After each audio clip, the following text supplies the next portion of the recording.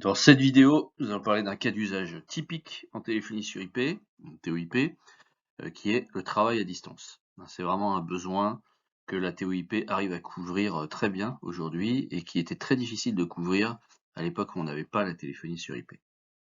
Alors avant de commencer, si vous ne me connaissez pas, je m'appelle Ludovic Deguy. Ça fait à peu près une quinzaine d'années que j'ai découvert le secteur de la voix sur IP. Puis je tiens une petite newsletter qui s'appelle la newsletter de la voix sur IP, dans laquelle je partage mes méthodes, je propose des formations et puis tout un tas de choses intéressantes quand on travaille de près ou de loin dans le secteur de la voix sur IP. Alors le besoin de travailler à distance, on a trois sous-cas principaux, il y en a sans doute d'autres, mais les trois principaux ce sont ceux-là. Le premier, c'est le télétravail. Évidemment, quand on fait du télétravail, on travaille à distance.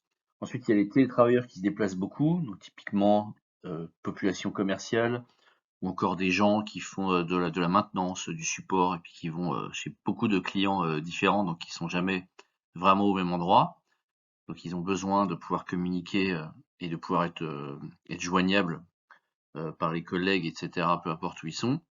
Et puis juste avoir un téléphone portable, c'est pas toujours l'idéal, donc avoir quelque chose de plus évolué, une vraie solution de téléphonie, c'est quand même mieux. Et puis le troisième sous-cas principal, ce sont les équipes réparties sur plusieurs sites ou sur plusieurs pays. C'est quelque chose qu'on trouve maintenant massivement dans les grandes entreprises, des gens qui sont répartis dans plusieurs endroits différents, qui peuvent être amenés aussi à aller voir les collègues sur tel ou tel site et de pouvoir retrouver donc ces moyens de communication téléphonique, peu importe où on est, c'est aussi important pour ce type de personnes. Alors la solution qui fonctionne le mieux aujourd'hui et qui est la plus adaptée, c'est en fait d'utiliser des softphones, donc d'abandonner totalement les téléphones de bureau classiques qu'on peut évidemment pas emmener avec soi dans ses déplacements ou quand on travaille à distance, et à la place d'avoir simplement une application. Donc là pour l'exemple, j'ai mis Microsoft Teams qui permet avec les bonnes licences, les bonnes configurations, qui permet d'avoir des fonctionnalités de téléphonie. Donc là, on va utiliser une application qui va émuler le fonctionnement d'un téléphone et nous permettre d'avoir des fonctionnalités de téléphonie directement sur tout type de terminal. Ça peut être un laptop, ça peut être une tablette, ça peut être un smartphone.